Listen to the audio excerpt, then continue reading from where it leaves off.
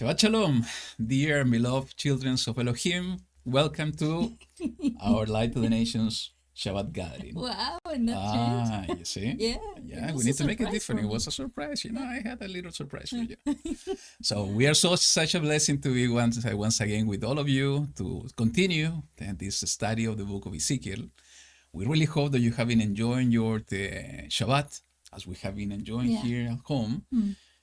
With an additional blessing that we had the chance to sleep a little bit more today. Yeah, So it that was was such a good. blessing, to enjoy a day of rest. Mm. So we really hope that you are enjoying in each of the places you are, enjoying this Shabbat, and also that you are going to enjoy together with us the portion we have for today. We are going to study the chapter 7 and chapter 8, and as I saw one of the comments, I think it was Camila there, I think the title is speaking by itself. See the day, see it has come. And there is no doubt for any of us is that, we are living in those days that that day, the day of YaHuWaH, is at hand. And we see it in the news, we see it in our own lives, how things are, heating up. And we feel it. And we feel it in everything we are doing. We see how time is speeding up. We see, that weeks and days are going like this. We don't even notice, And these, for me, are signs that new and additional evidences of the days that we are living. And we can speak about many other signs that are happening in this world, but that's for another conversation, I guess. So, something you want to share?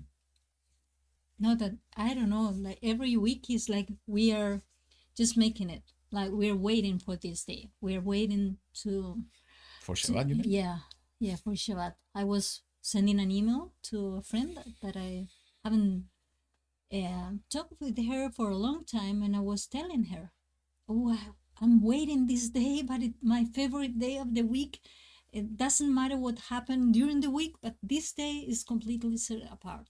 It's a day that is incredible how YaHuWaH is doing it because He's renewing and He is giving us a strength despite everything that we have, survived during the week.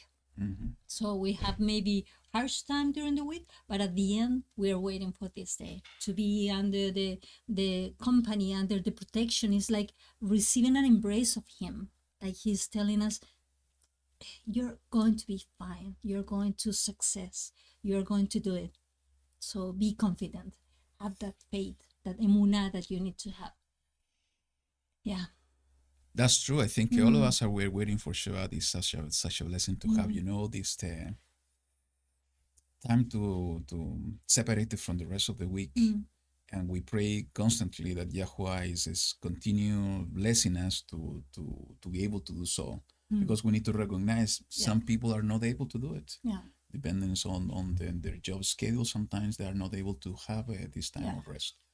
So we need to continue praying, asking YaHuWaH to give us the chance to continue following His instructions, His Torah, by keeping this set apart day.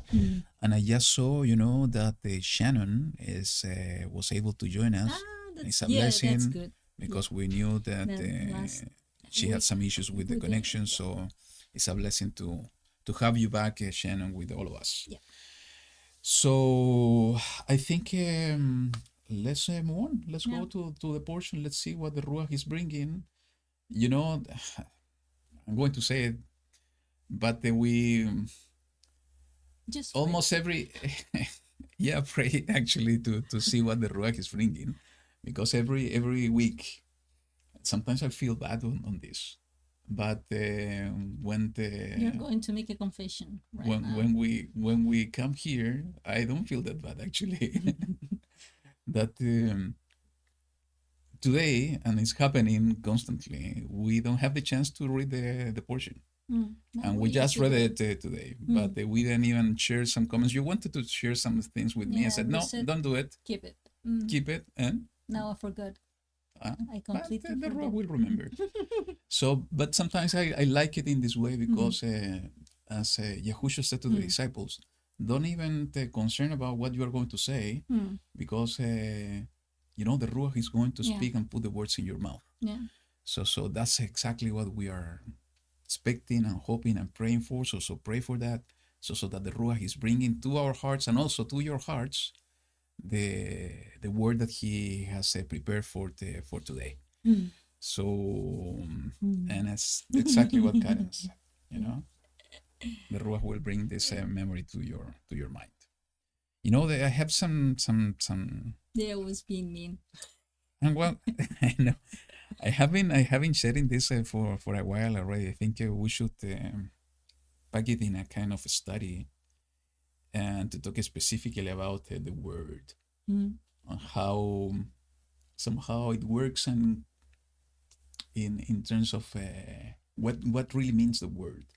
Mm. And we have been talking about this, the two of us, and all. I think we have been sharing this sometimes little by little in some of the studies, but maybe especially in the way the things are heating up, it's so important to share these kind of things and to really understand what it means to use the word Mm. and how this is connected to the amazing work of the Ruach of Elohim doing in each one of us. Sometimes we're so afraid of not using the word, but I think we need to remove any fear and use it in all the forms that the YaHuWaH has given that word to us. So yeah, I think we will do something about it and we will share something. But anyways, let's go to the portion. Let's move on and but as we always do, let me share this song with you, and then we will move forward to the portion itself. So here we go.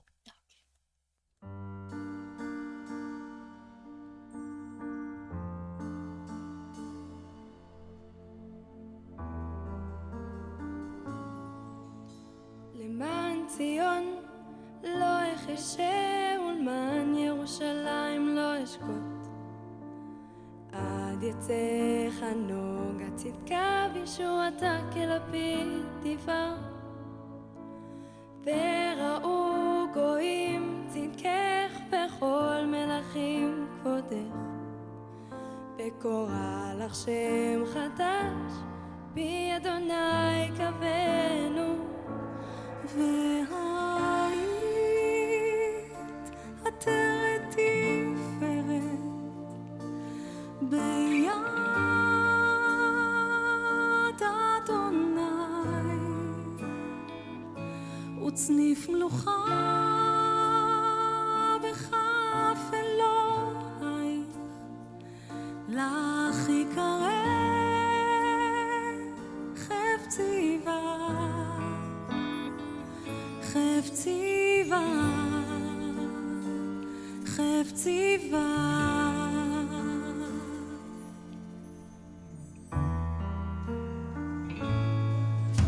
למען ציון לא אחשה ולמען ירושלים לא אשקוט עד יצא חנוג הצדקה וישועתה כלפיד תבער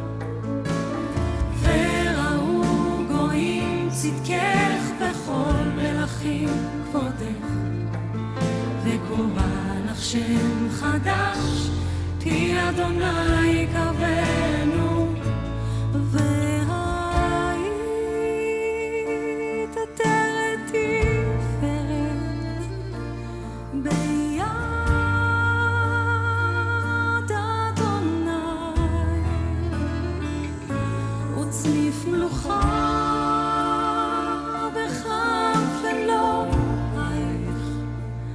לך יקרא חפציבה,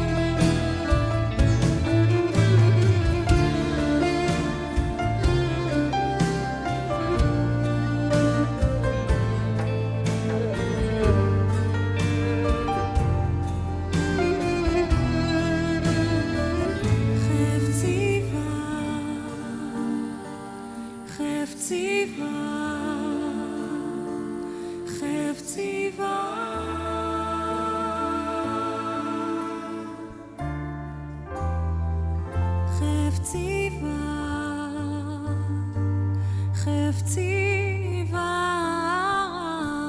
חפצי בה. למען ציון לא אחשה ולמען ירושלים לא אשקוט.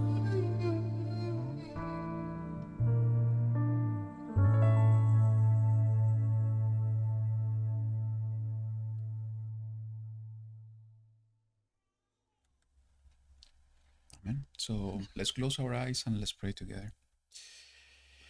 YaHuWaH Elohim, we want to give thanks to you for the opportunity you give us to have this virtual gathering with YaHuWaH, where the intention of our hearts is just to seek your face, is just to seek your wisdom, just to seek your instruction.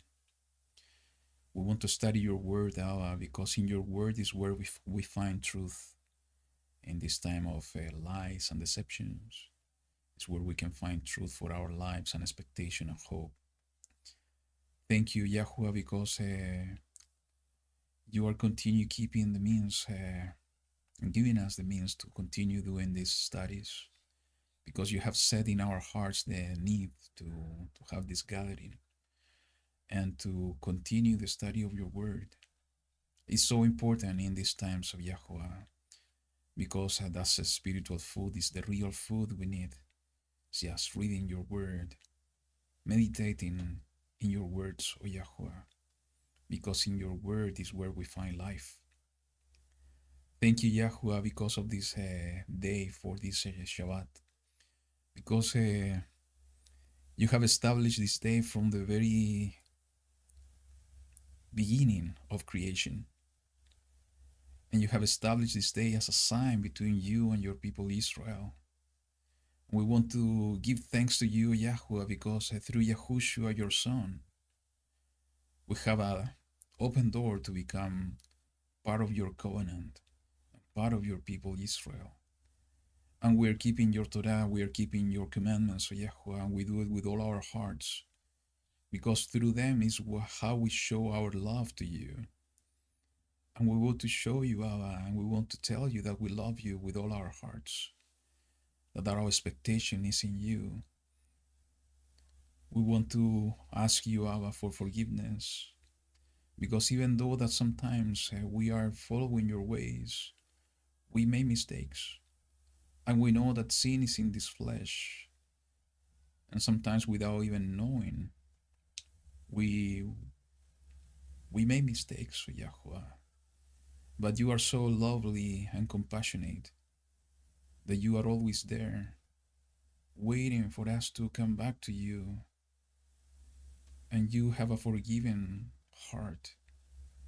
And I pray for this generation, Allah, that you can forgive this generation of your people, that you can strengthen us so we continue walking in righteousness, so we continue, YaHuWaH, shining your light in the midst of darkness, so we can show to this generation of the world what it means to be your children, what it means to follow the step of Yahushua, what it really means to be citizen of your kingdom, to show them the hope and expectation that is in your name, O YaHuWaH. We want to become those witnesses. We want to take the lead, O YaHuWaH, in this generation. O YaHuWaH, the time has come. And we know that your son, Yahushua HaMashiach, is coming soon. We want to be ready, YaHuWaH, for that time. But we want to be ready for now, to fulfill our duties as your servants. And for that, O YaHuWaH, we ask you that you can restore the fire within us, that you can put your fire in this temple that is our bodies, and that the fire that is your Ruach HaKodesh can burn and can bring light, so we can fulfill the service that you have appointed for each one of us in this generation. O YaHuWaH, that we can bring your word to those places that are in need, that we can bring your mighty power and your miracles and your healing in those in need, because in that way we can bring honor and glory to your name. I prayed in this moment, O YaHuWaH, for those that are facing some illnesses. I pray for Pamela, O YaHuWaH, that you can touch her with your hand, with your mighty right hand, the hand of Yahushua, and bring restoration and healing to her heart, her kidneys, her lungs. We believe in you, O YaHuWaH, and we serve you as a mighty Elohim, the maker of the heavens and the earth. And we know that there is nothing impossible for you. And the time, O YaHuWaH, has come that we can put in action our faith, our emunah. And we ask you for a miracle, O YaHuWaH. And in the same way, for any of your children, O YaHuWaH, that are going through some problems, difficulties, that you can stretch your hand of compassion and love and guide them through the valley of the shadow of death, giving them the strength in order to endure until the end. We believe in you, YaHuWaH, and we wait for you. Guide us in everything we are going to say today.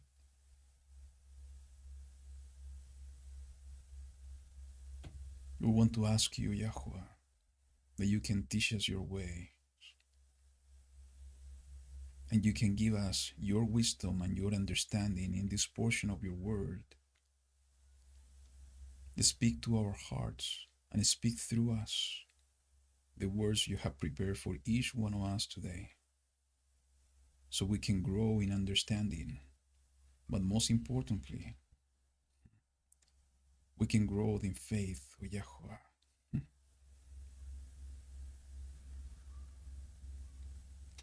Thank you, YaHuWaH, for your presence, because you are among us, because we can feel you in our hearts. And thank you for your love, the love you have deposited in the hearts of each one of us here in this study, in this group. We love you, YaHuWaH, and we want to serve you with all the strength of our beings. And we invite you that your presence be among us during this time, and that your Ruach can guide us and speak through us and to us. Thank you, YaHuWaH. We pray to you in this moment. We lift our voices, doing it in the mighty name of your Son, Yahushua, Mashiach. Amen. Amen.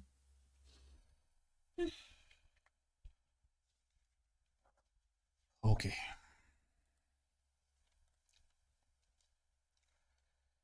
So, Ezekiel chapter 7, you wanted to say something? No. Sure?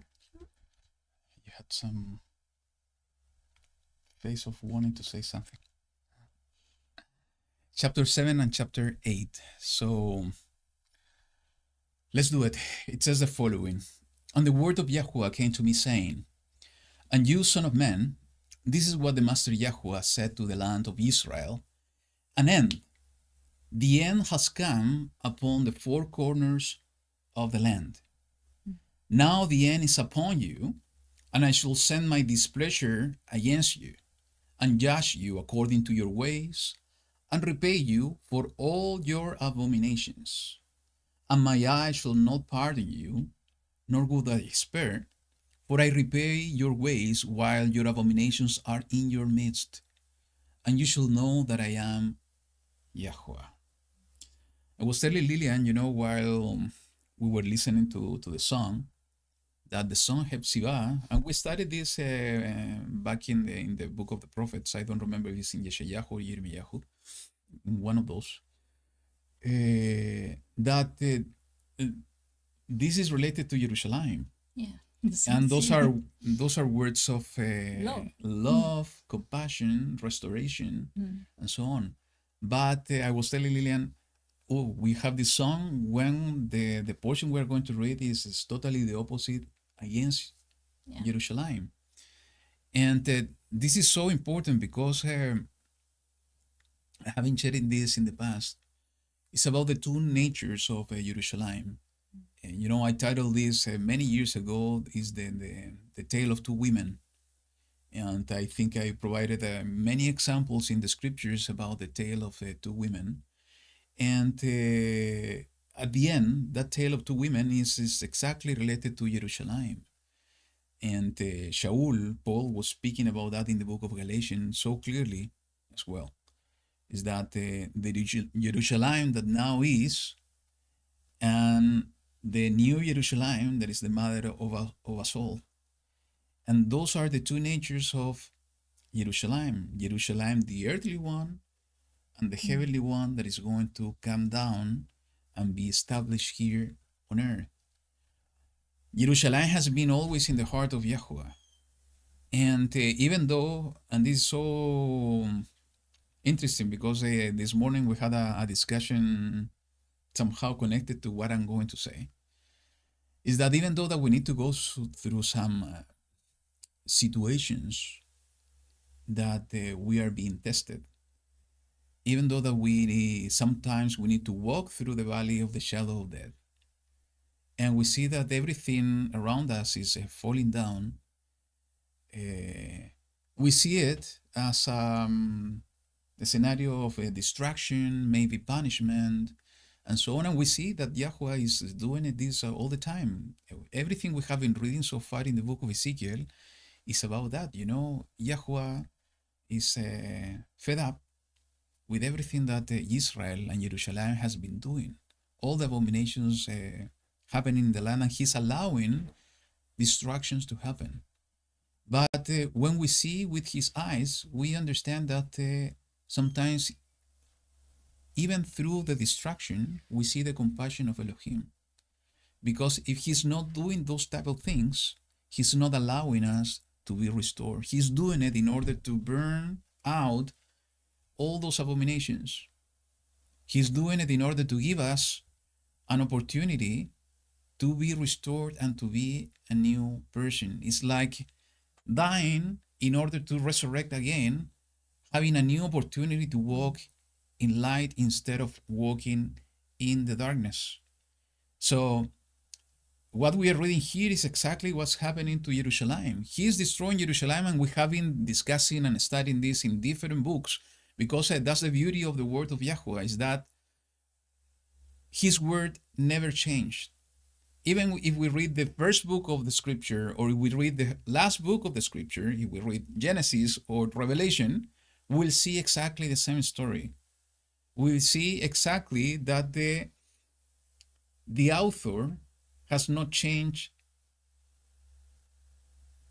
a bit, has changed nothing about what he's planned and what he's doing. From the very beginning to the very end, he's bringing restoration after restoration. We are the ones that we are not allowing him to restore us, and that's why we are making mistakes, as we see Jerusalem and Israel from the past making mistakes and not listening to the voice of YaHuWaH, not allowing YaHuWaH to do his mighty work. And because of that, we need restoration after restoration and after restoration. So, but, even though that this is in the opposite way, the song and what we are reading, we know that the end, the reality is that is the opposite, is that restoration, or this destruction that we are reading, it will be followed by full restoration, as we saw in the lyrics of the song. And, I think and I feel that even though that these words are directed to Jerusalem, those are so applicable to each one of us. We go through those phases. We go through phases of testing. We go through phases of distraction. We go through phases of, we want just to throw the towel and we want anything else. But we need to think and meditate that maybe is somehow the way that YaHuWaH is trying to restore us. Is the way that YaHuWaH is trying to waken us up to the reality of his kingdom. Is a way that YaHuWaH maybe is knocking or tapping in our shoulder, or maybe knocking in our heads, and telling us, hey, you still have an abomination there. Yeah, don't continue in this path. I'm telling you, I want to restore you. I want to remove any type of darkness that maybe you are still keeping inside of you, and this is the time for you to be restored. But sometimes we are so blind or so deaf or so stubborn or stiff-necked that we are not able to listen to his voice. And we continue, but he's always there. But he has a lot of patience. But in one moment, as he's doing it now, It has a limit. it has a limit. So we need to develop that sensitivity to what he's doing with us in our lives in order to understand his compassion and those times of restoration he's bringing to us. One thing that is important and to remember, and I haven't said this in the previous portions of this book, and I think it's important to keep it in mind, and we will see it even more clear, most probably next week in chapter 9 of the book of Ezekiel, that everything, or most of the thing, or the central piece, better said, of the end times, of his day, is Jerusalem. Everything will begin in Jerusalem. His displeasure, his wrath will begin in Jerusalem. Most probably, the period of tribulation, and more than most probably, it will be, because if we remember the words of Mashiach, he said that, it will begin in Jerusalem. So it's so important, we as watchmen, or watch women, to be inclusive, but not that type of inclusive, To be a watcher. to be looking what's going on in Jerusalem. It's important that we always taking a look what's going on in Jerusalem. Maybe that's why YaHuWaH allowed this communication and technology to be available in these times of the end, so we are able to see what's going on in that part of the world. Because can you imagine how it would be Maybe 1 month later. 100 years ago, when communication was only by letters and through chips, not airplanes. Oh, then it could be even longer. Longer, like 3 longer months period of or time. something like that. Now, even though we like it or not, that's not the point. YaHuWaH allowed this technology to be available in these times when we have instant communication. And I think somehow he's using this first to allow us to have this virtual gathering in Shabbat. Second, and most importantly, to be able to understand and to know what's happening in that central piece related to the fulfillment of his word. So keep in mind, every time that we're reading, especially this book of Ezekiel, that everything will begin in Jerusalem. That's the apple of his eyes. That's everything will begin as we see it here. So let's continue, unless you want to mention something. No, no, no. No? Sure? So while your abominations are in your midst, Yeah. We need to look inside of us. Yeah. This is exactly the words of Mashiach. We need to look into our problems first before looking into the issues in our the brother or sister. So we need to do an analysis and ask YaHuWaH, am I keeping any abomination in my midst?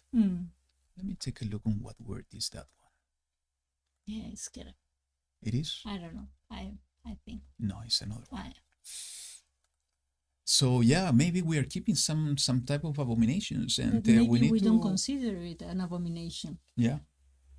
The Maybe only we way to don't. understand if it's abomination or not is to use it with kind of this. It's a lens. But the one of the scriptures, going to Torah, understand our behaviors, the things that we are doing, the things that we are acting, our thoughts, our words, just to look us into the mirror of the word and to understand if there's any glimpse of abomination in our midst. So it says in the verse 5, that said the Master YaHuWaH, a calamity, an only calamity. Look, it has come. An end has come. The end has come. It has awakened against you. Look, it has come. The turn has come to you, O inhabitants of the land.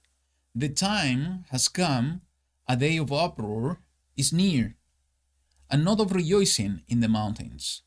Soon I shall pour out my wrath, and shall complete my displeasure upon you, and judge you according to your ways, and repay you for all your abominations. So, what I find interesting is that he's sending the warnings. Not only once. He's not just bringing, his wrath.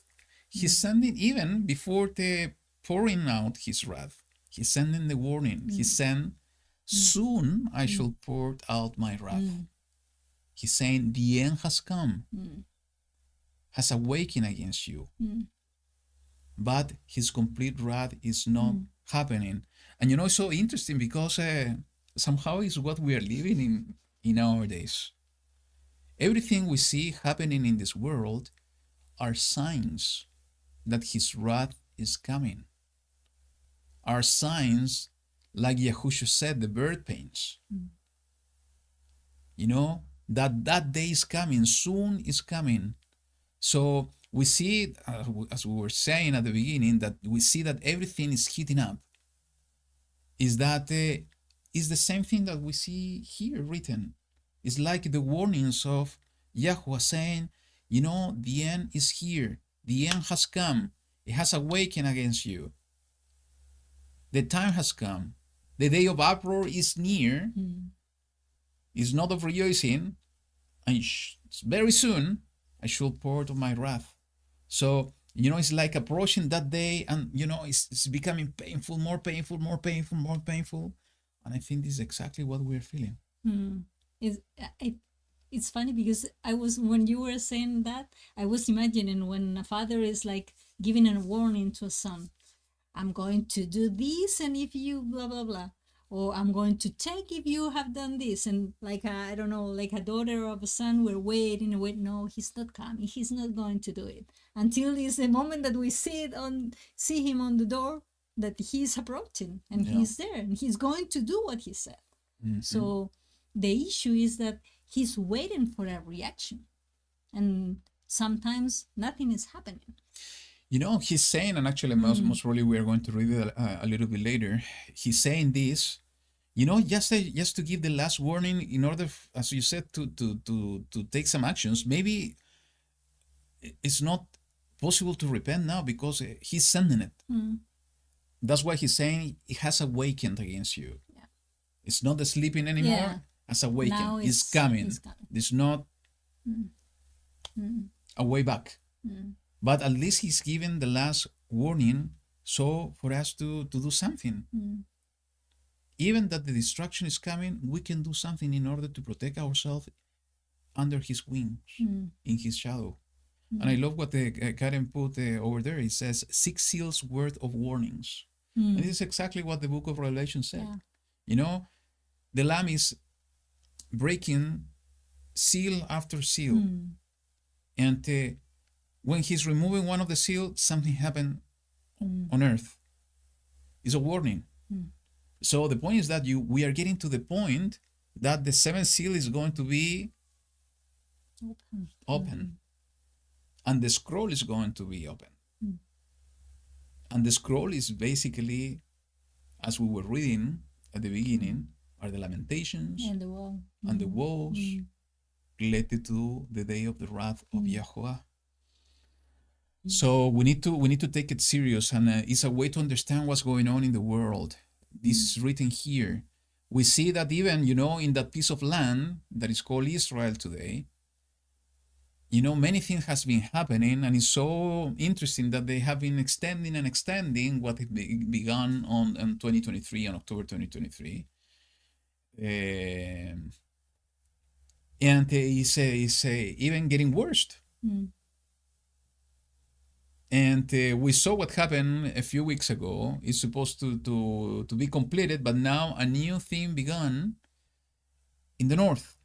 And this is so relevant because, from the north is coming the destruction. I'm not saying that this is exactly what's going to happen now, but we see it somehow connected to the word. It should give us, again, a red flag that maybe something is happening connected to all the other signs. It says in the verse 9, "And my eye shall not pardon, nor would I spare. I give you according to your ways, while your abominations are in your midst, and you shall know that I am YaHuWaH who strikes. See the day, see, it has come, the turn has come, the road has blossomed, pride has budded. The violence has grown into a road of wrongdoing. There is none of them, and none of its crowd, and none of the riches, and none eminent among them. The time has come, and the day has arrived. Let not the buyer rejoice, nor the seller mourn, for wrath is on all its crowd.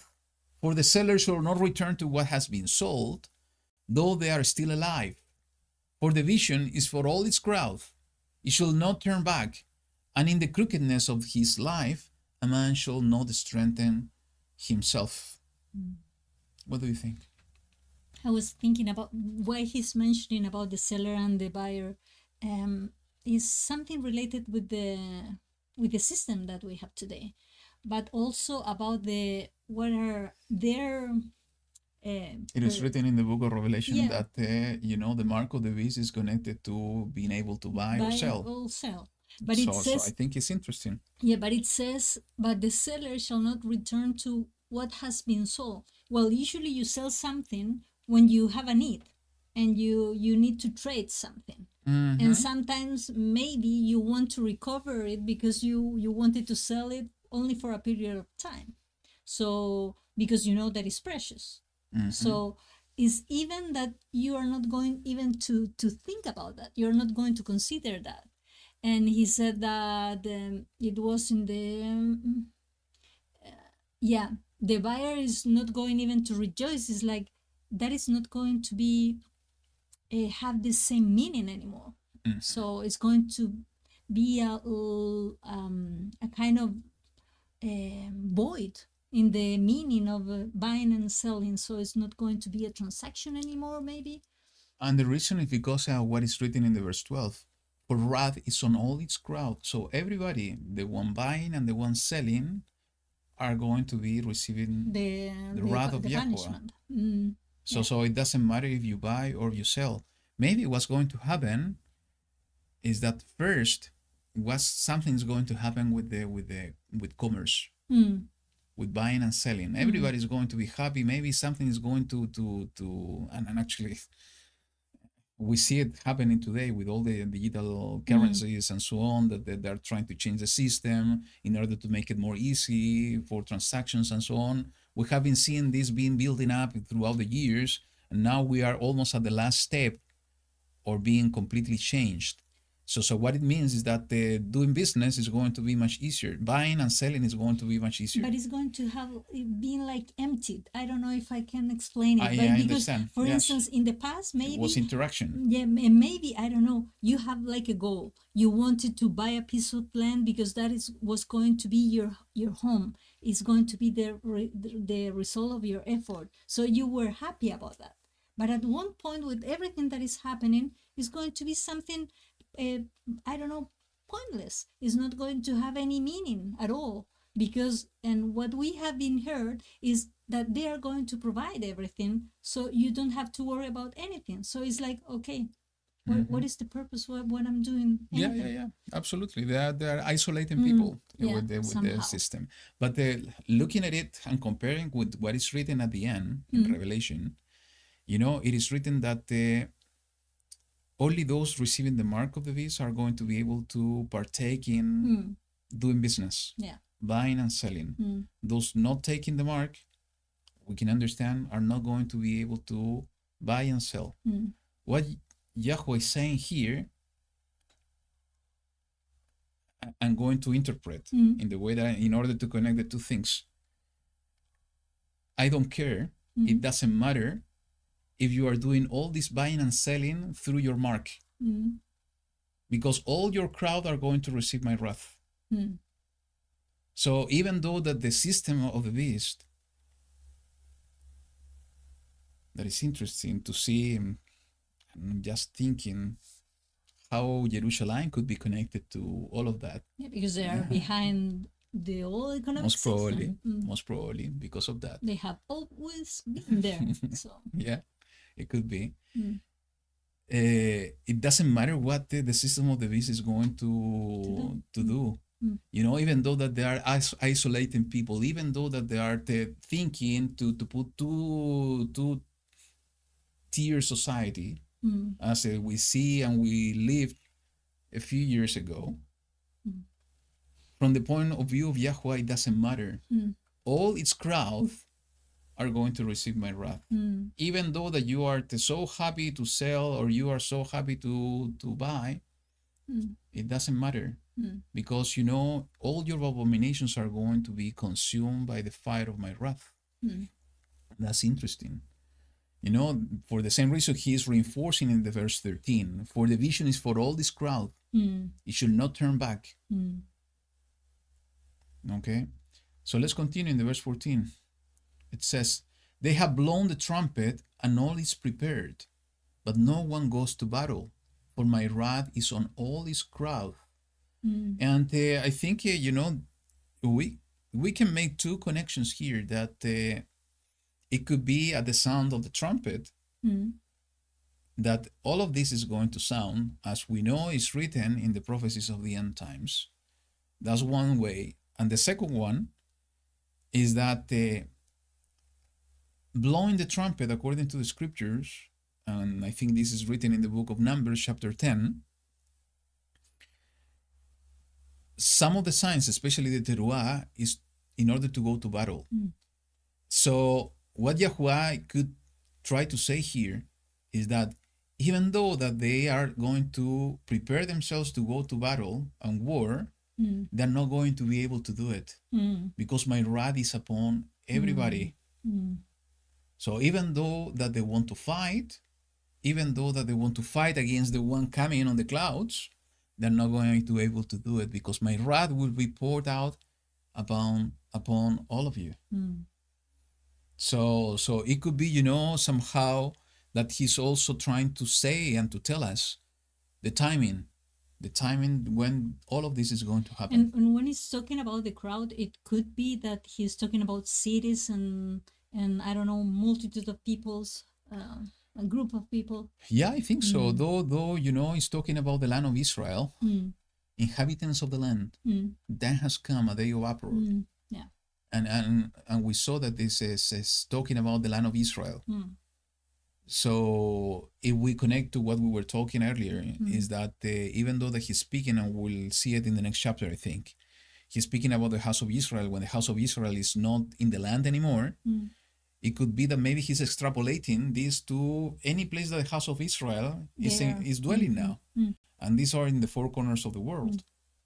So Yeah, even though that is talking about the land of Israel, it could be for because it says the end has come upon the four corners of the land. So but it could be the land of Israel. Oh, okay. So that's Okay. that's the reason. Okay.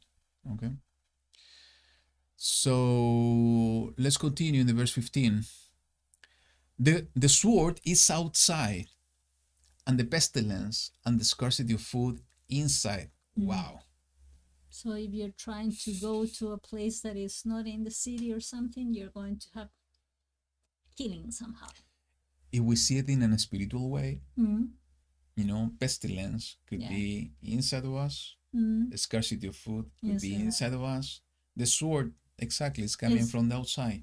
And usually the sword is against an enemy, or you're receiving against somebody. Yes. So it's the time that we are living when we're saying, oh, we are perceiving that at this time there is a kind of disconnection from people. So, pestilence is diseases. Or is when you feel that your spirit is kind of for me, that's more scarcity of food. Yeah. The diseases that are inside of us, and scarcity of food is the spiritual. The missing word of YaHuWaH, the spiritual burden. Yeah. That we have been somehow turning off. Yeah. That fire. Yeah.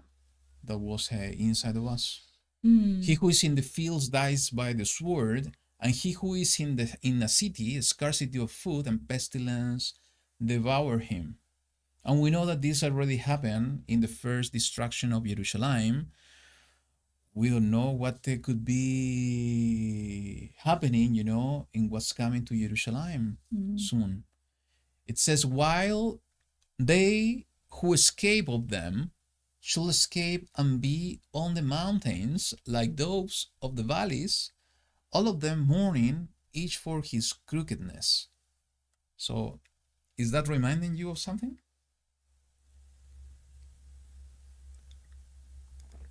Escape and they are dwelling in the mountains, mourning. It's like Lot when he was going out from Sodom. Yes. Yeah. And somehow they were the daughters. They were like lamenting. What is going to happen? We are the last one in the world. So I don't know. I was thinking about them, but I don't know. Maybe it's somebody else. The words of Mashiach, Matthew 24. When they see the abomination of desolation, those in the city don't come down or flee to the mountains. Yeah. So there are some people that are going to escape. Yes, and again, when we think in those words, he is speaking about Jerusalem.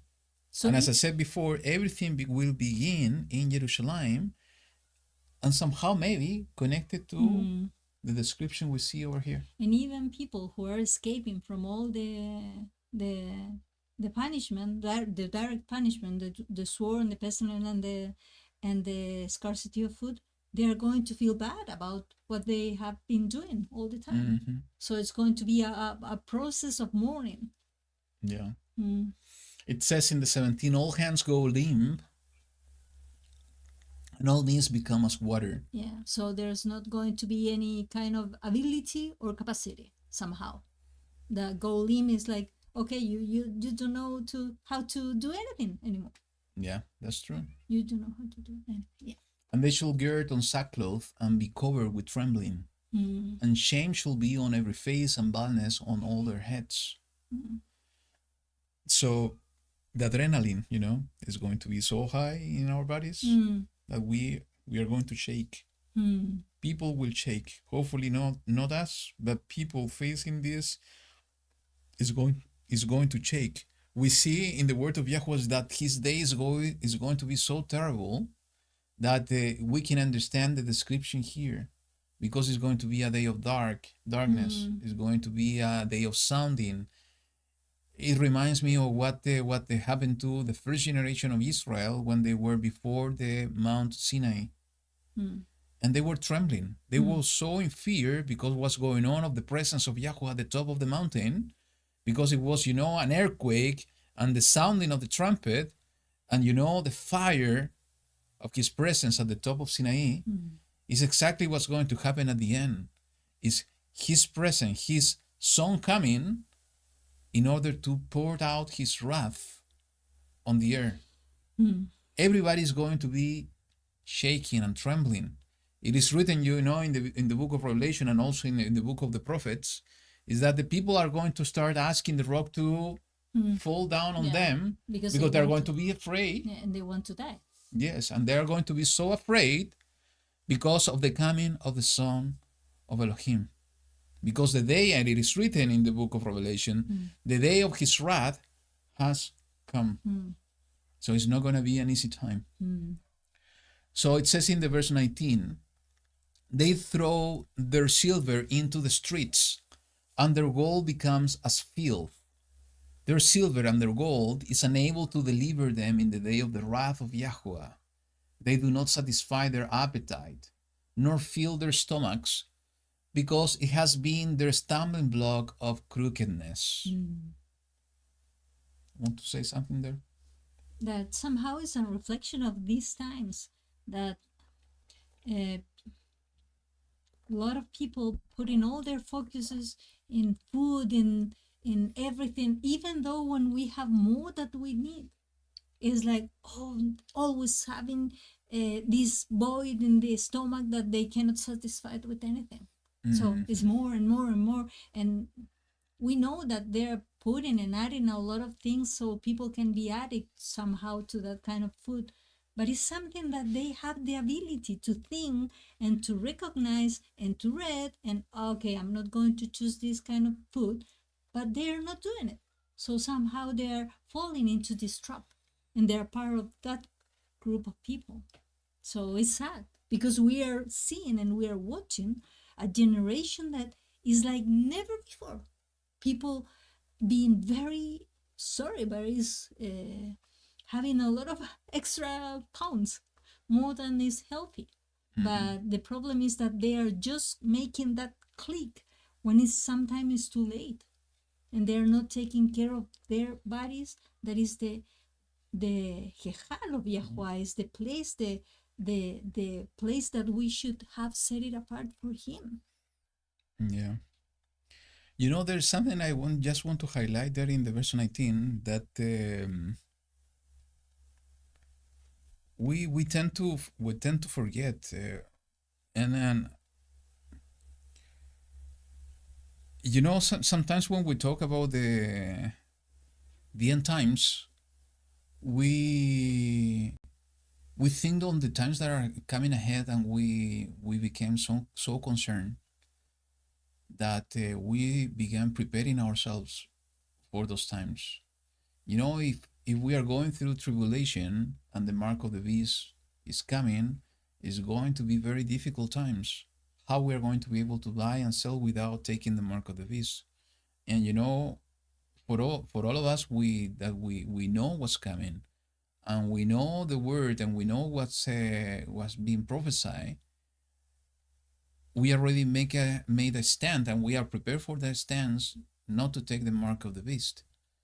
But that's going to be that will bring consequences.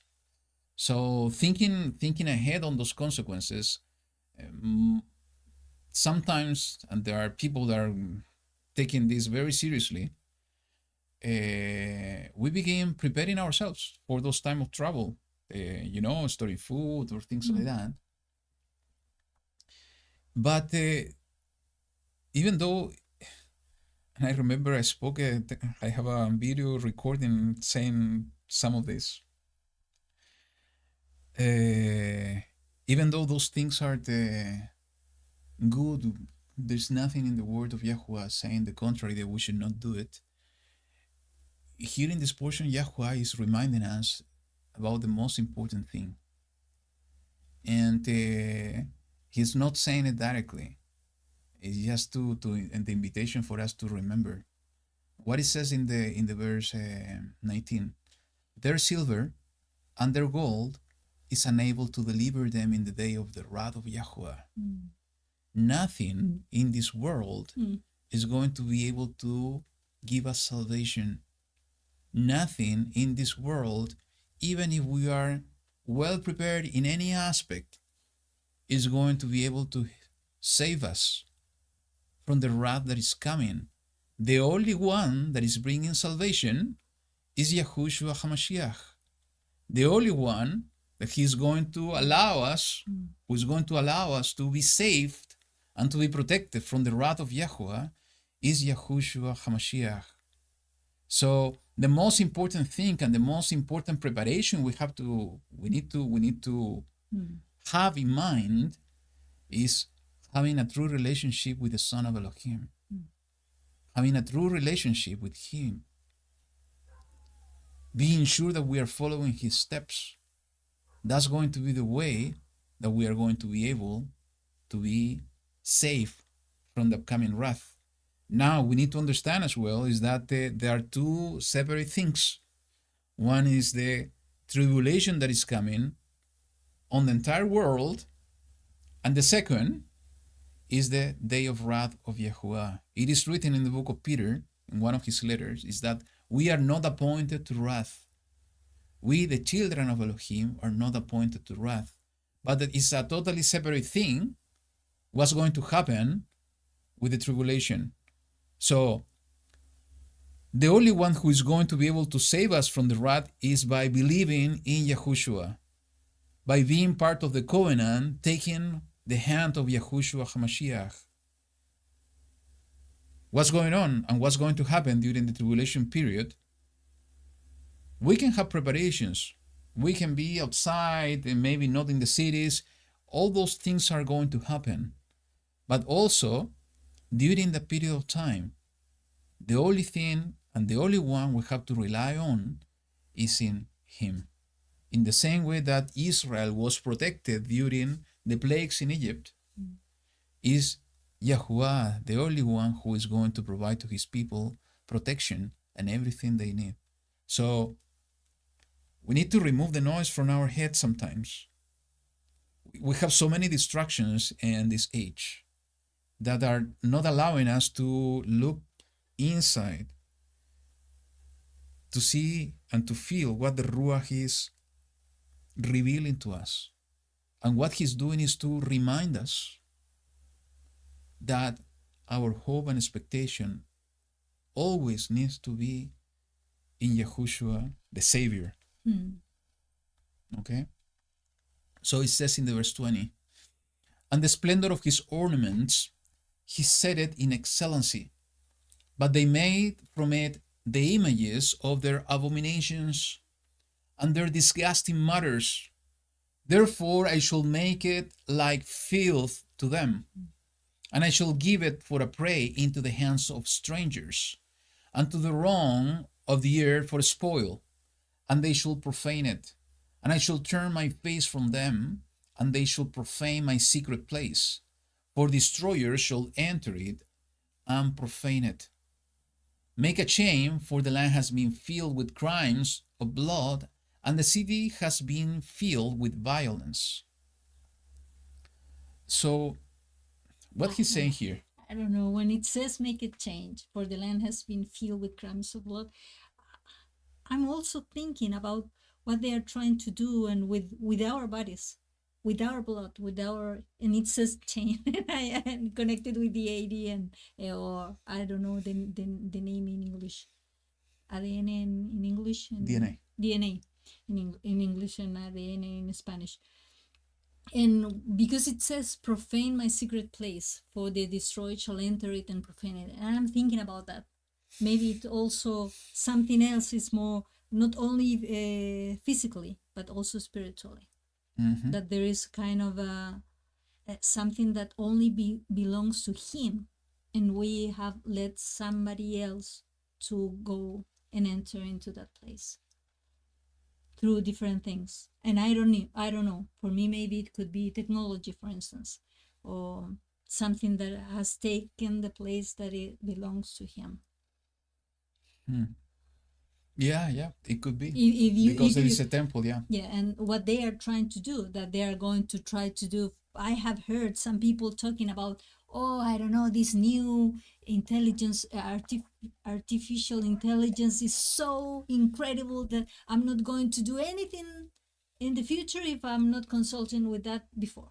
And if you hear that, it's so, I don't know, it's so sad that people are behaving in that kind of way that is like depending completely on what a computer is telling them. So, and not going to the creator, not having that relationship.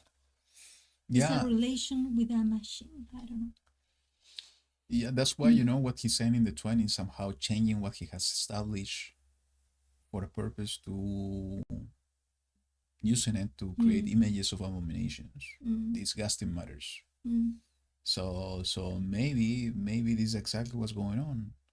We are changing the creation, what he has created, and transform this is something that is totally the opposite. Is becoming an abomination. It's true that we need to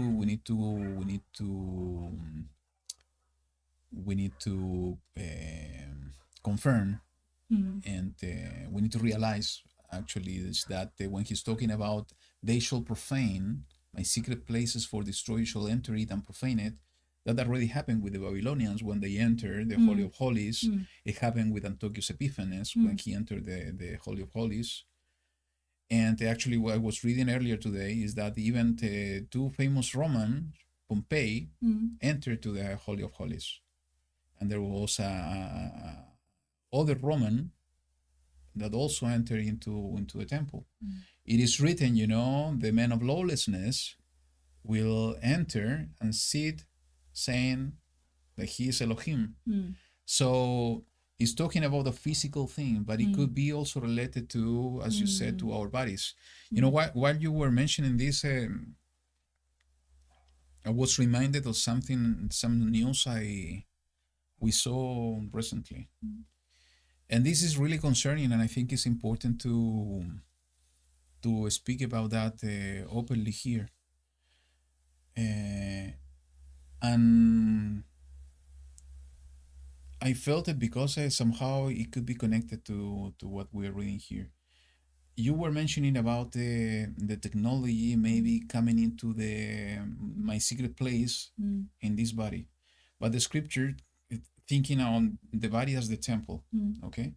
But in the scripture also we can see in the Brit Hadashah that the collective body of Mashiach, the children of Elohim, are also a collective temple of his presence.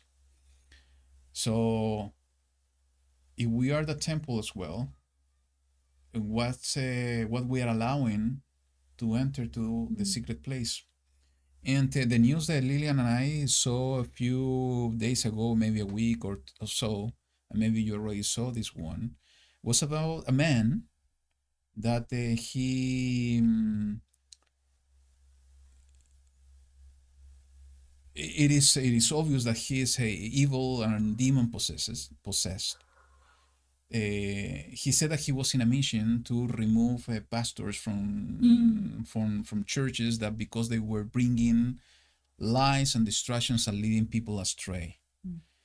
And the people, this person was interviewed, has a video interview, and he was speaking, and he was speaking about the tribes of Israel. Actually, he has a tattoo with the name of YaHuWaH here in his neck. And when you are listening to this person, you see that somehow he is very similar in his words, in the way that he's presenting the message, in the same way that we have been understood the scripture, because YaHuWaH has opened our eyes to see that this entire word is applicable to all of us. So everybody can believe that this guy is a kind of Hebrew root, that he is He's a believer. He's a believer. He's not a Christian. He's a believer on the entire word, and now he's committing murder because of his belief. You know what's going to happen at the end? It could be that any person that has the same type of beliefs are going to be considered a terrorist, or are going to be considered a person that also can have the same type of intention. So why I'm talking about this? Sometimes we need to be so careful And discernment is a critical and a very important tool given by YaHuWaH. And that's why we need to use it. We need to learn how to use the discernment from the Ruach of Elohim within us. We need to be so careful on what people we are allowing to get into the community of YaHuWaH. We see so many examples in the scriptures about the same thing, that we need to be very careful who is joining, who is partaking time with us, because maybe we are allowing people that are this type of person, strangers. You know, it says in the verse 21, and I shall give it for a prey into the hands of strangers, and to the wrong of the earth for a spoil, and they shall profane it. And I shall turn my face from them, and they shall profane it. Who? The strangers. Profane my secret place, for destroyers shall enter it and profane it. So we need to be so discernment. We need to discern so much, so well, who are the people who is around us. And the scripture is teaching us how to do it. By the fruits, you will know them. So, yes, it will happen. It has happened in the temple, in the physical temple. I think it's happening in this one, but also it's happening in the collective temple. And that's why we need to be wise in every aspect. Go ahead. And also when it says in the 23, it says with crimes of blood and the city has been filled with violence. It's what we're watching right now. Yeah. People are in general, is a spirit of violence in the air somehow. People are fighting with each other, having a lot of discussion, and that is also destroying the place, is destroying the place where the spirit of YaHuWaH is dwelling.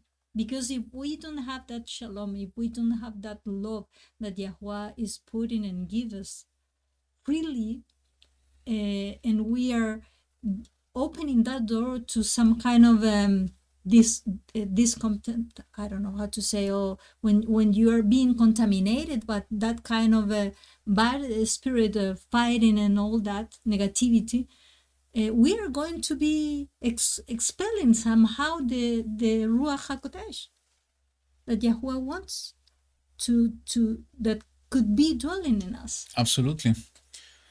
That's so important, is the decision. We are going to allow the Ruach HaKodesh to dwell within us, or we are going to allow any other type of spirit dwelling inside of us. A spirit that are going to cause violence, as is written in there, or a spirit that are going to cause the mighty power of YaHuWaH flowing within us or through us. It says in the verse 23, make a chain, for the land has been filled with crimes of blood, and the city has been filled with violence. And I shall bring the evil ones of the nations, and they shall possess their houses. And I shall cause the pride of the strong to cease, and their set apart places shall be profaned. Destruction shall come, and they shall seek peace, but there is none. And this is so relevant to what's happening in our days. Calamity upon calamity shall come, and report shall be upon report.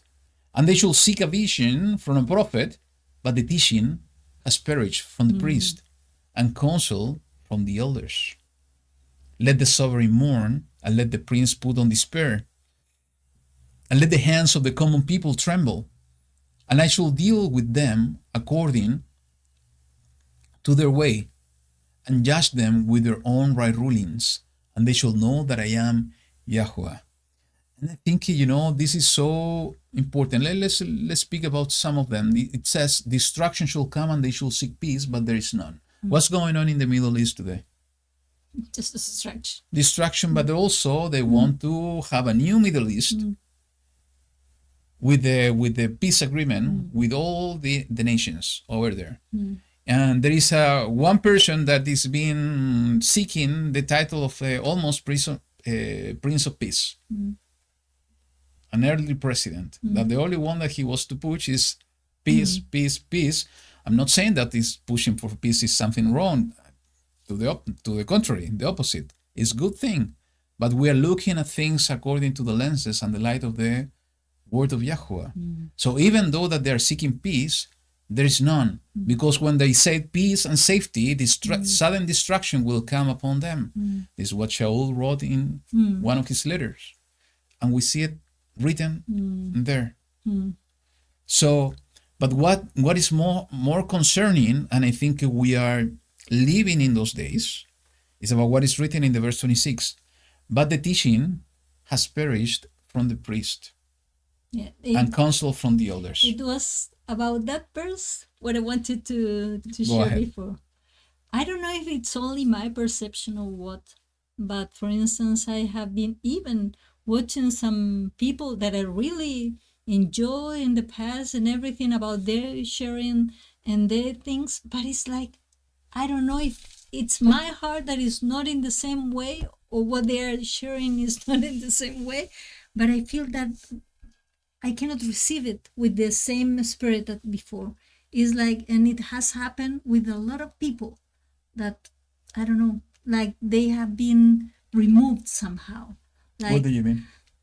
I don't know, it's like, it's still the same people that I used to hear before, with very beautiful messages, with very good words that they were sharing even from the scripture and everything. But when I hear them now today, it's like I don't feel that the words are written into my spirit.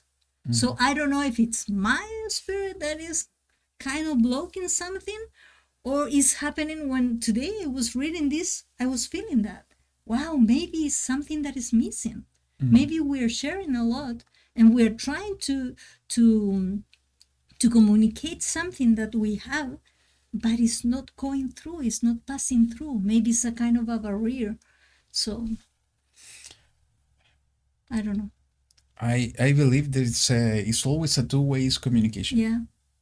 So it's something that's happening in us, and we need to be honest Yeah. with ourselves. That's why I'm telling. Yes. I think that maybe it's something with me. No, it's we have been talking about this.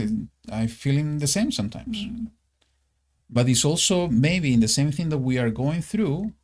The people you remember maybe are going through the same type of difficulties. So it's something broken, and when something is broken, the communication is not going to succeed. So that's why we need to focus in the inside, is to restore what has been destroyed, or maybe awake something that is went to sleep. And as soon as we do that,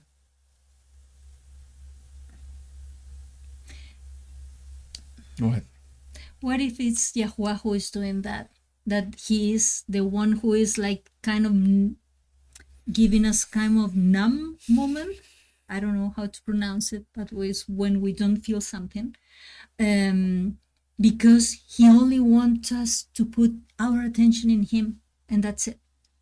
It's from him that, and it's on him that we should seek anything.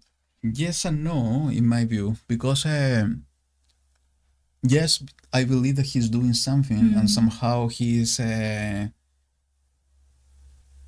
he is in this type of phase where we are not having the same type of fire we had at the very beginning. And I think all of us, we have been going through the situation. If we look into when we discovered that the full scripture is applicable to us, about who Israel really is, that we are part of Israel, what was the mission, the true mission of Yahushua in the stake. You know, it was so an exciting moment.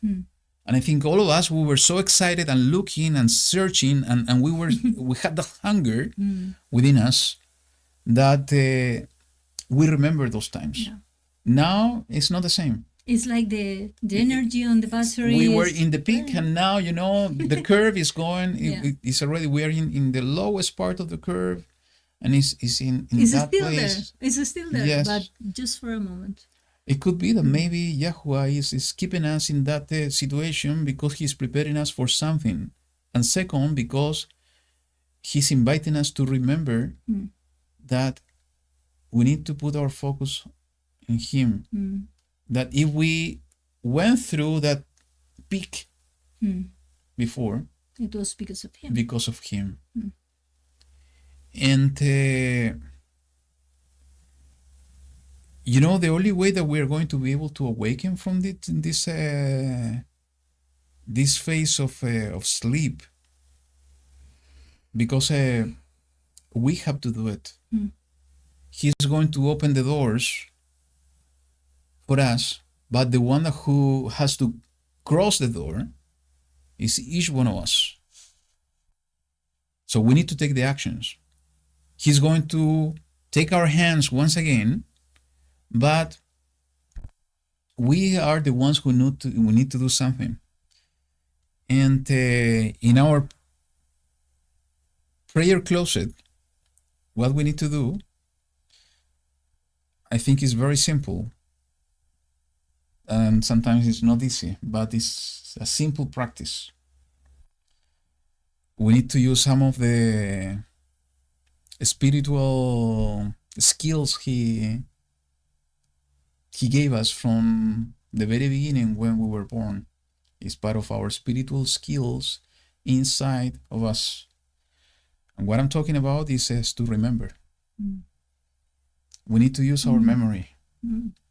We need to remember, and I think we talked about that a long time ago, when we were studying the book of YaHuWaH, Isaiah, is that we need to bring to memory. We need to close our eyes, and we need to bring to memory what we were living and what we were feeling during that period of time. We need to, memory is part of the, for those of you that we will have the chance and the blessing to share part of that study of the temple and the Ruach of Elohim, maybe we'll remember. It's part of like the nose, the smelling, was the connection or the similar ability in the spiritual to the physical. The physical is the smelling, and in the spiritual is the prayers and also the memory. We need to remember, we need to bring to memory those times. And we need to do it. We need to close our eyes and to put ourselves in the situation that was in the past in order to allow this fire to burn once again. We need to do it in a daily basis. We need to feel that fire in this area is the Ruach of Elohim burning once again in each one of us. When we resign to everything, or we quit to anything that is around us, and we need to go into that inner place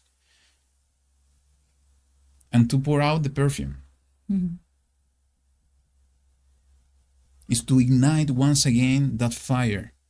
And that's why nobody else is going to be able to do it. It's only us. And it's not going to be an easy job. And I think I mentioned this in the past.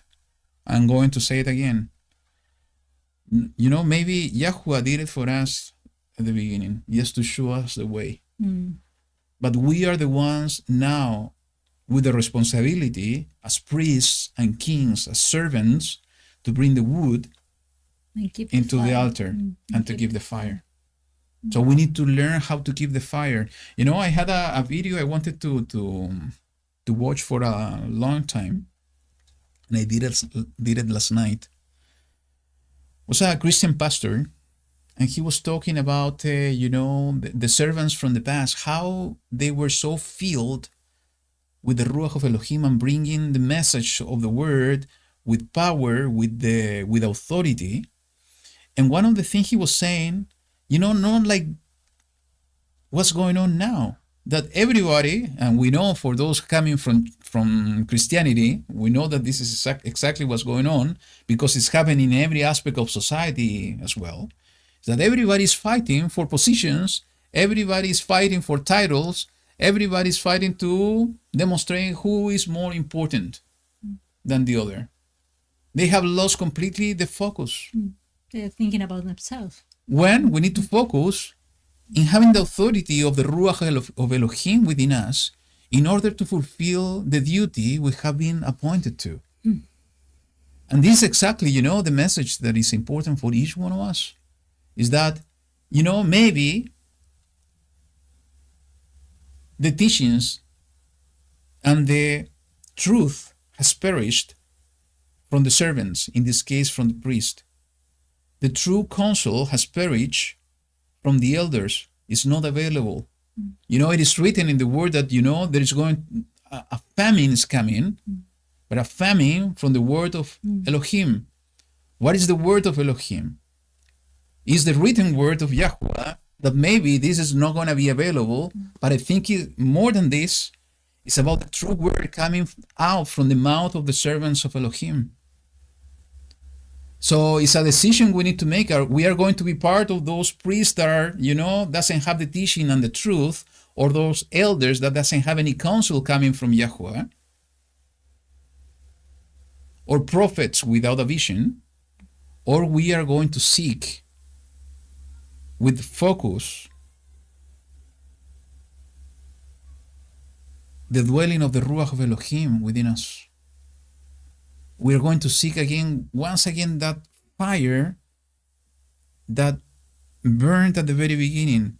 And that's why YaHuWaH has given us this amazing and powerful tool.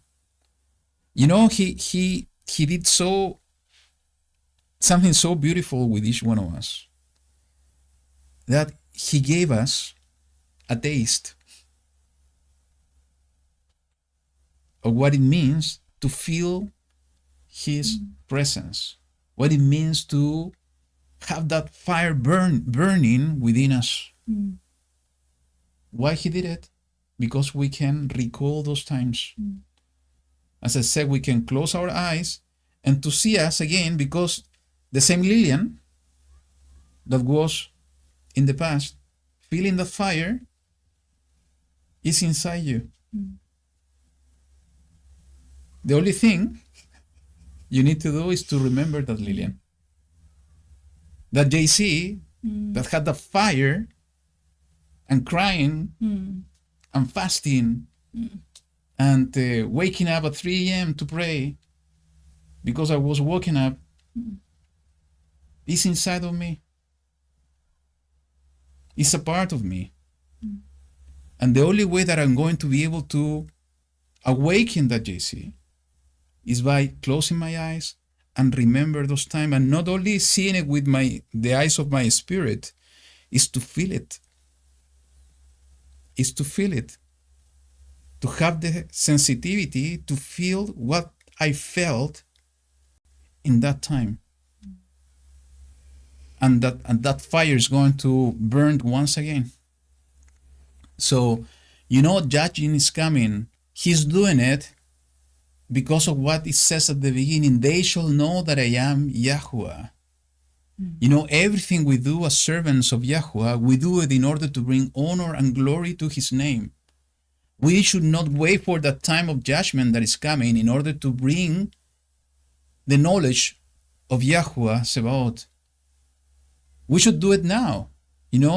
Now is still time, because even though destruction is coming, as we said at the beginning, we still have time in order to bring the word and the good news of expectation and salvation to the people. And if we do so, we are bringing honor and glory to the name of YaHuWaH. He's doing it by himself, by bringing this destruction, by the hand of Yahushua, so people will understand and recognize and acknowledge there is a true Elohim. But why to wait? If we wait, again, we are not doing what we're supposed to do, what a servant of YaHuWaH is supposed to do. Let's move on to the chapter 8. Did you read this one? Yes, I did it. Okay, I turn. And it came to be in the 6th year, in the 6th month, on the 5th of the month, as I sat in my house with the elders of Yehuda sitting before me, that the hand of the Master YaHuWaH fell upon me there. And I looked and saw a likeness, like the appearance of fire. From his waist and downwards, the appearance was like fire. And from his waist and upward, the appearance of brightness, like glowing metal. This is interesting because from this part in the center, Yeah. fire, Fire. Yeah. and then metal. light. Yeah. And yeah. Yeah. Brightness Yeah, is brightness. glowing. It's like light. Yeah. And he stretched out the form of a hand and took me by a lock of my hair.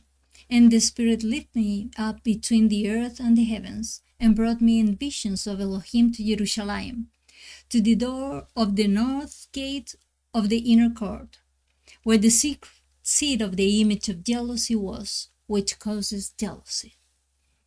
And see, the steam of Elohim of Israel was there, like the vision that I saw in the plain. And he said to me, Do you remember what was the steam of Elohim? What? Do you remember? It says the steam of Elohim of Israel was there, like the vision that I saw in the plain. What he's talking about? About all these, the colors. The colors. And yeah. Mm-hmm. Like Yeah. a rainbow. The rainbow. And he said to me, Son of man, please lift your eyes toward the north. And I lifted my eyes northward, and north of the slaughter place gate I saw the image of jealousy in the entrance. And he said to me, Son of man, do you see what they are doing? The great abomination which the house of Israel are doing here, driving me away from my set apart place. And you are to see still greater abomination. See, it is something that is taking him away somehow. This great, this image of jealousy. I don't know if you want to add something. Maybe we can Yeah. show what we were looking at it. You know, I think it's important to go in more details to understand how this is connected to the end times prophecy. But could it be that this is connected to the abomination of desolation? It could be, I think so. That is going to, you know, this thing is going to bring destruction upon his people. So let's show a few things about this that maybe is something to think. So the image of jealousy. Let's look for this Hebrew word. And, you know, first, an image. If we look into the Hebrew, the same Hebrew word, the first reference we have is in the book of Devarim, chapter 4, verse 16. Let me read the 15 onward. It says, Therefore, diligently guard yourselves, for you saw no form when YaHuWaH spoke to you at Horeb, out of the midst of the fire. Lest you should, and sorry, I'm going to do a parenthesis. That's why it's so important to keep the fire burning, because he's going to speak out of the midst of the fire. If we have no fire, we are not going to have voice of YaHuWaH or word of YaHuWaH. If we have fire, we are going to have his voice and his word. Communication. Correct. Lest you should do corruptly and shall make for yourselves a carved image. So this word is exactly the same Hebrew word that we see in the book of Ezekiel. In the form of any figure, the likeness of male or female, the likeness of any beast that is on the earth, or the likeness of any winged bird that flies in the heaven, the likeness of any creature that creeps on the ground, or the likeness of any fish that is in the water under the earth. Unless you lift up your eyes to the heavens, and shall see the sun and the moon and the stars, all the host of the heavens, and you be drawn away into bowing down to them and serving them, which YaHuWaH your Elohim has allotted to all the peoples under all the heavens. So I read this one at the end because somehow it's connected to what you are going to say Later. in the remaining part of the chapter. So, you know, an image, in order to become an image of jealousy, needs to be something that is going into this category. And you know, we have an example of what happened, and this is in the life of this evil king Menashe. Let's read about that. It says in the 2 Chronicles chapter 33 verse 1, Menashe was 12 years old when he began to reign, and he reigned 55 years in Jerusalem. But he did evil in the eyes of YaHuWaH, according to the abominations of the nations whom YaHuWaH dispossessed from before the children of Israel. For again he rebuilt the high places which Hizkiyahu his father had broken down, and raised up slaughtered places for the Baals, and made Asherim, and bowed himself to all the host of the heavens, and served them. And he built the slaughtered places in the house of YaHuWaH, of which YaHuWaH had said, In Jerusalem is my name forever. And he built slaughtered places for all the host of the heavens in the two courtyards of the house of YaHuWaH. And he made his sons pass through the fire in the valley of the son of Hinnom, and practiced magic, and used divination, and witchcraft, and consulted mediums and spiritists. He did much evil in the eyes of YaHuWaH. To do what? To provoke him. To provoke him. And he placed a carved image, so it's the same word. He placed a carved image of the idol which he had made in the house of Elohim, of which Elohim had said to David and to Shlomo his son, In this house and in Jerusalem, which I have chosen out of all the tribes of Israel, I put my name forever. When he repented, he removed all of that, but he was the one doing exactly what we are seeing in the book of Ezekiel. He put an image of something, a living being. You know, it could be a male or female, or it could be any creature that YaHuWaH created, and he put it in the temple. And you know, if you remember, it was during the time of Menashe that YaHuWaH decreed the destruction, the first destruction of the temple, because of all the evil that he did. You know, because he repented, he said, okay, it's not going to happen now, it's going to happen later on. So this caused destruction. And we have few other examples, you know, that somehow we could say brought distractions. You know, Antiochus Epiphanes, he also put a statue of Zeus in the temple. At least those are the records we know. And this could be related to the abomination of desolation that, you know, it is written in the book of Daniel. Everybody believes that this is somehow what happened. He also was offering in the altar a pig. So that could be related to what Steve Mutria was talking about, a sacrifice that is an abomination. Both things could be the fulfillment of the prophecy. Maybe a sacrifice that is an abomination to the eyes of YaHuWaH, but also a statue, an idol, that maybe is a resemblance of a Nephilim or something at the house of the heavens. It could be Jupiter, it could be Zeus, and so on. Those names. It happened, you know, with the Roman Empire. I was reading that the Caligula was trying to put also an image of himself in the temple. It was, forbidden. Just somehow fight back and they avoid this to happen. But later on, Jerusalem, when after it was destroyed, it was transformed to that place was transformed to a temple of a pagan deity. Wow, and if So you see? Yeah, and if you see it from the world perspective, all the countries are having the same. When I'm thinking about the figures that they have in the, I don't know, next to the flags and everything. For instance, we have a bird and a kind of deer in our, as a symbol, and they're carved images too of animals. And also United States and all the places usually have an animal that they are representing somehow, and that is something that is taking the place, even if we don't want to see it in that way. It's taking the place that only belongs to YaHuWaH. And he said, "I'm not you couldn't see any form or figure because I don't want you to worship me in that way. And we are tending as a human being to worship anything. And in the past, I remember when I just see this, that it was a huge truth. I have to destroy a lot of things that I used to have in my house.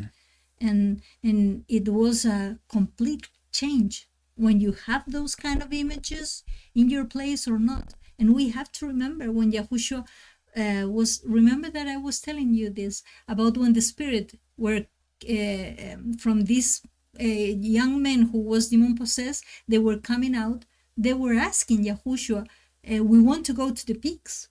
It's because it was an animal. Somehow they want to inhabit, the to dwell spirit, in they want to living go thing. to that thing. And if they can do it in animals, how much more they can do and enter into a place like a door if we have an image inside of our house. So that's why it's so important to remove all that kind of stuff.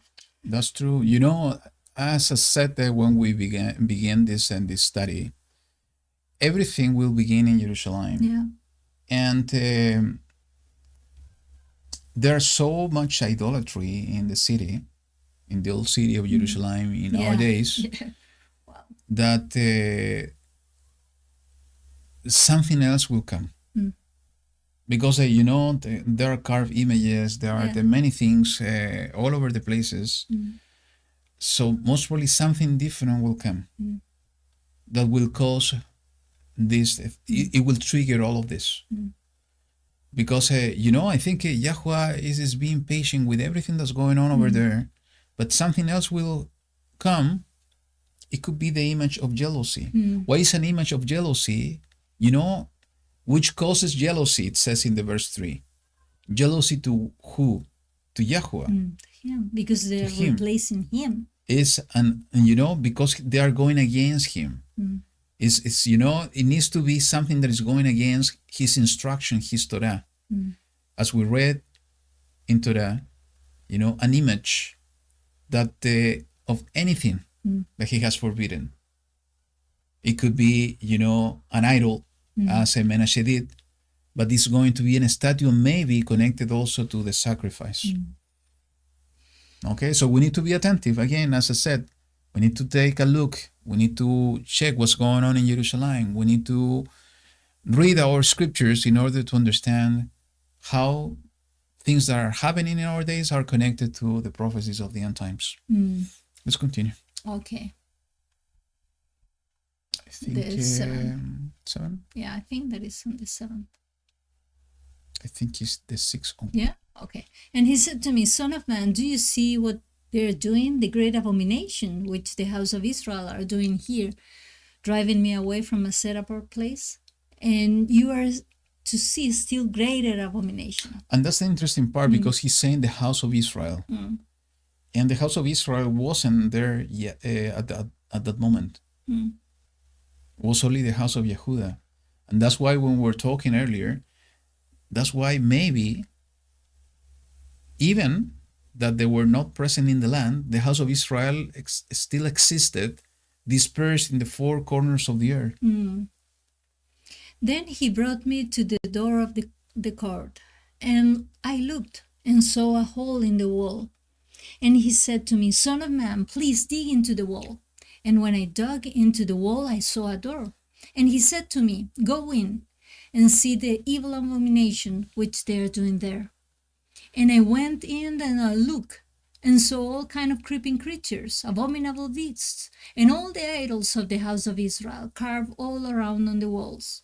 And facing them stood 70 men of the elders of the house of Israel, and in their midst stood Yahawaah, son of Shaphan.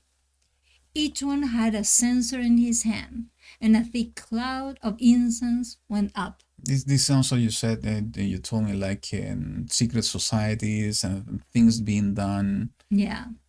in secret, in the obscure. You know, when you were reading this, I remember even when we went to Jerusalem and going through the tunnels, you remember that we saw this place, this kind of synagogue that they were preparing. They preparing with all these seats, and I think it was 70 seats. So because remember I began counting them. So it's like carving into the wall. It's a secret place, 70 people, and we know that the description that here we see about creeping creatures, abominable beasts, all the idols, that could be a reference to demons. Yahushua was speaking, when he's speaking about demons, he was speaking about snakes, scorpions, and so on.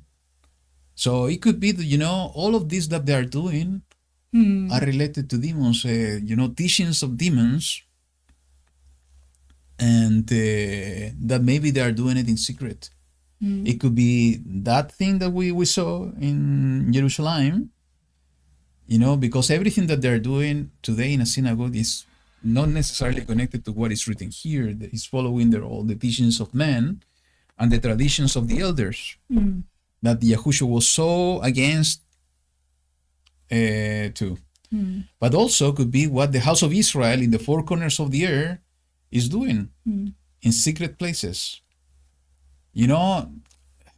What's going on in this world today with so many creepy things and abominable things could be exactly related to the same. The violence we are doing and we are seeing today is everything being driven by evil spirits, the creeping creatures, the abominable beast, of the house of It could be also maybe Israel. something that is related to the zodiac symbols or something like that.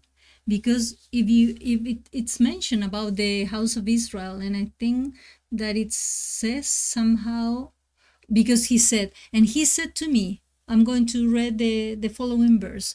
And he said to me, Son of man, have you seen what the elders of the house of Israel are doing in the dark, each one in the room of his idols? So it's like every elder, they have their own idols, something like that. For they say, YaHuWaH does not see us. YaHuWaH has forsaken the land. And I was thinking, for instance, maybe the tribe of Judah, we know that it was always like connecting with a lion. But when you think about the zodiac symbols, it's a kind of also an animal that is describing this kind of, they call it Leo. Yeah. And I don't know, maybe they have this carved image when people are using necklace with that kind of figures or things like that. So I don't know, maybe it could be something related to that. Could be. Yeah. And yeah, if we can move that. 12. No, the 13th. I'm going to read the 13th. This one. I think you read until here. No, I just read this one. Okay. And he said to me, you are to see still greater abomination which they are doing. And he brought me to the door of the north gate of the house of YaHuWaH, and I saw women sitting there weeping for Tammuz. And you know that Tammuz is You told me something interesting. that is Go ahead. related. I cannot see. It says that Tammuz is is a Phoenician idol, and it's a sprout of life. So I think that it could be all the women that are putting like all their fertility issues into the hand of this kind of idol, and they were weeping for them.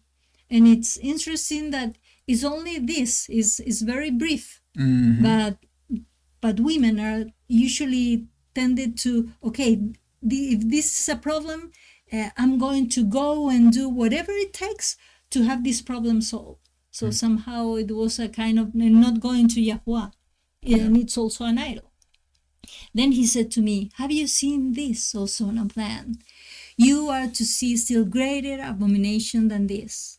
And he brought me into the inner court of the house of YaHuWaH, and there at the door of the Hechal of YaHuWaH, between the porch and the slaughter place, were about 25 men with their backs toward the Hechal of YaHuWaH and their faces toward the east, and they were bowing themselves eastward to the sun. So it was like worshiping to the sun. They were giving their backs to you, to the Hechal. I think that's the important thing, they were giving the back to the Hechal. It's like I don't care about. forsaking YaHuWaH, taking care more of the other thing, and they were bowing down. So this is the bowing down is an expression of worship. Yeah. And he said to me, have you seen, O son of man? It is a small matter to the house of Yehuda to do the abominations which they have done here, for they have filled the land with violence and turned back to provoke me. And see, they are putting the branch to my nose. Therefore, I shall indeed deal in wrath. My eye shall not pardon, nor would I spare. And they shall cry in my ears with a loud voice, but I shall not heed them. This is interesting. For they have filled the land with violence and turned back to provoke me. So all the violence that is happening in the world, could it be that maybe it's originated from there? It is originated from the house of Yehuda and the house of Israel. That's an interesting thought, It's something to meditate about it. Maybe they continue fighting, but without the instruction of YaHuWaH. Because remember that at one point it was YaHuWaH who was telling them, go there and fight, and I'm going to win this battle for you and things like that. But at one moment he said, I'm not going to be in your midst anymore. But they're still fighting, and maybe all this current fighting is because they want to fight, but not because they are receiving the instruction of YaHuWaH. Absolutely. And everything related to sun worship, we have been studying this for years already, how everything was connected or going around sun, with the paganism of the Greeks, the Romans, that the Catholic Church continue with that one because they're adopting this. It came to Christianity. Yeah, and still some countries, still somehow, Sweden, all those countries still have that worship night and everything to the sun. Yes, Sunday. Yeah. Day of the sun. Yeah. Even at the calendar level, we have been studying this, even in this channel about this one. So everything connected to the same. Replacing YaHuWaH for his creation, worshiping the creation instead of worshiping the creator. So that's why, for all of us, we have been awakened for years so far. We need to continue that path of, set apartness. We need to continue doing the extra effort to be removed or to remove from ourselves any additional thing that is still remaining there.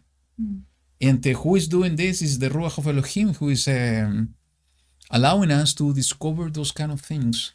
It's the purification process. We need to allow the Ruach of Elohim to purify us and to remove any remaining thing of these abominations that YaHuWaH has been speaking about.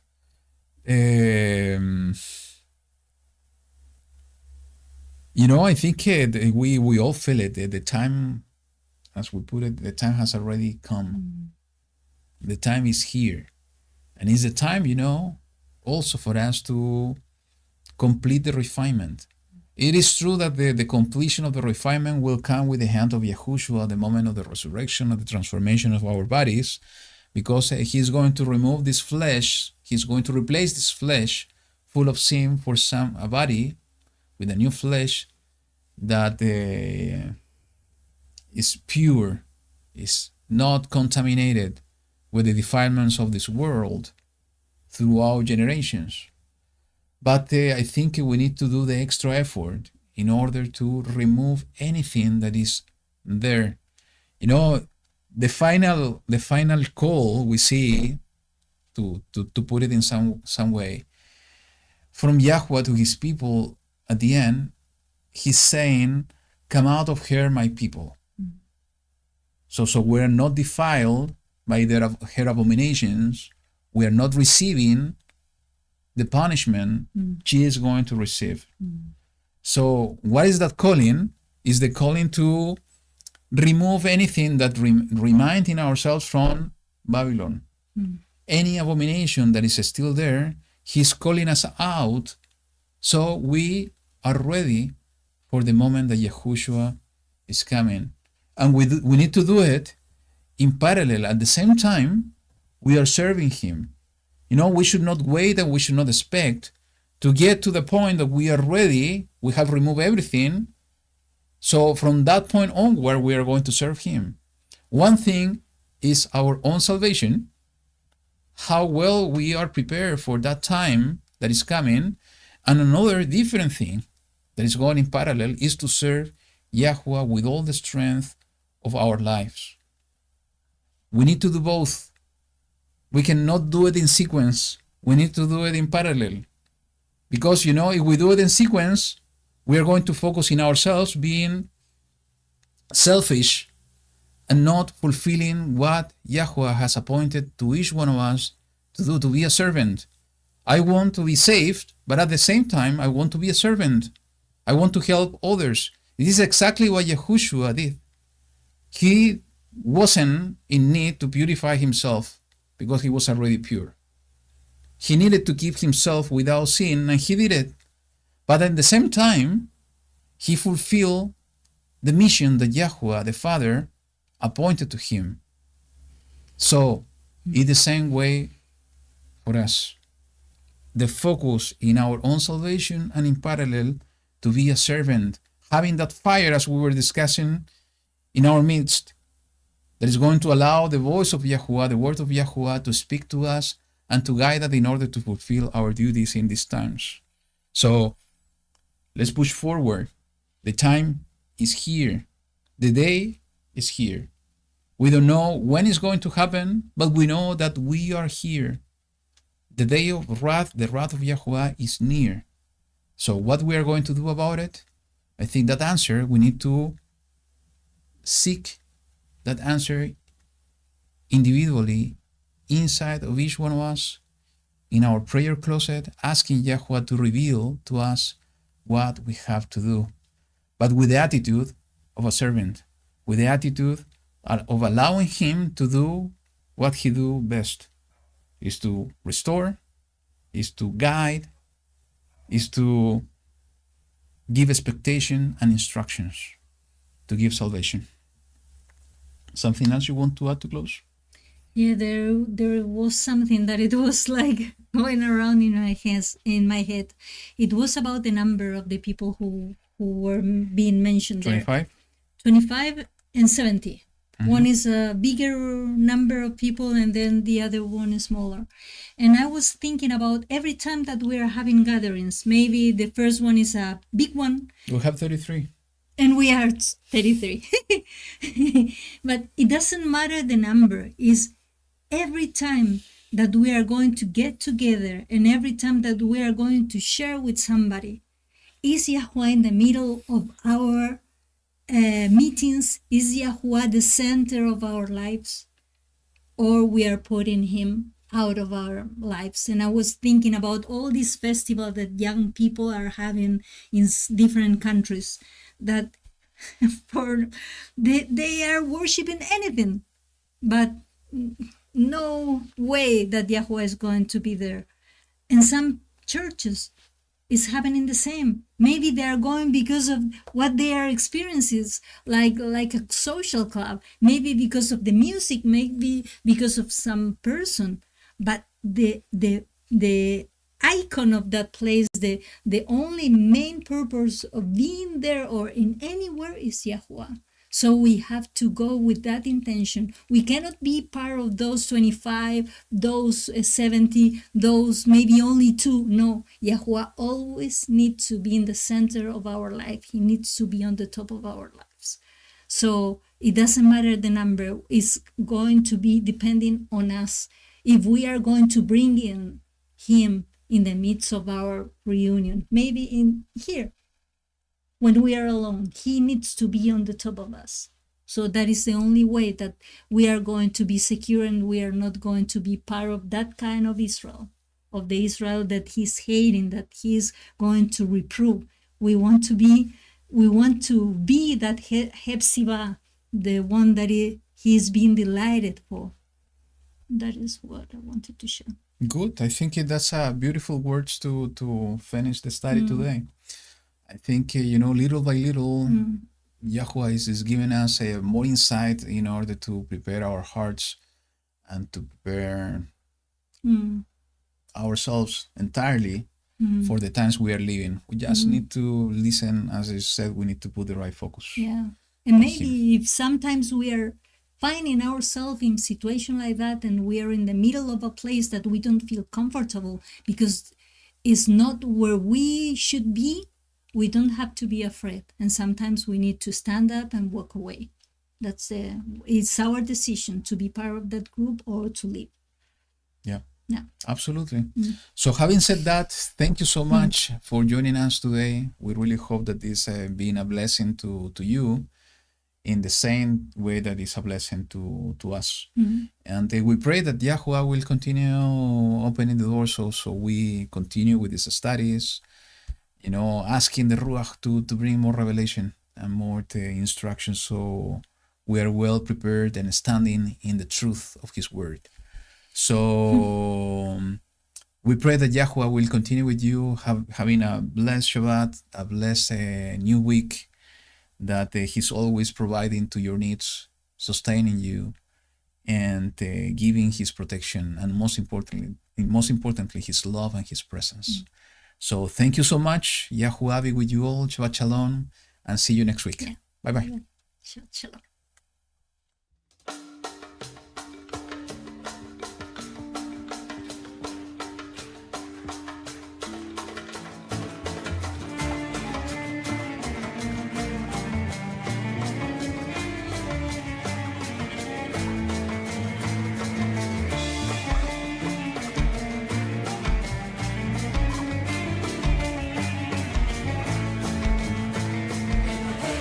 השמיים הוא יצליח לנו ואנחנו עבדיו נקום ובנינו אלוהי השמיים הוא יצליח לנו ואנחנו עבדיו נקום ובנינו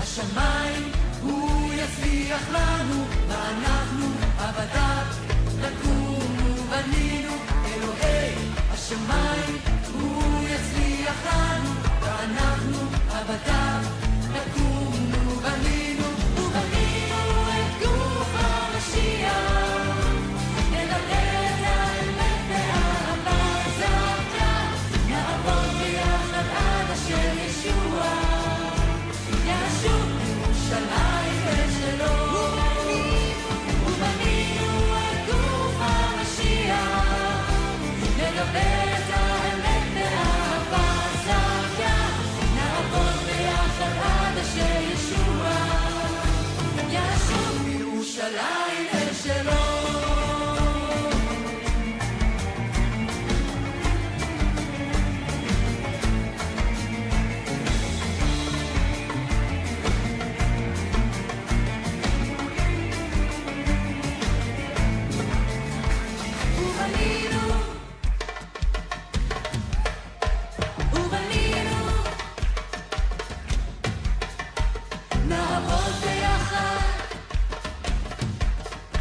נעבוד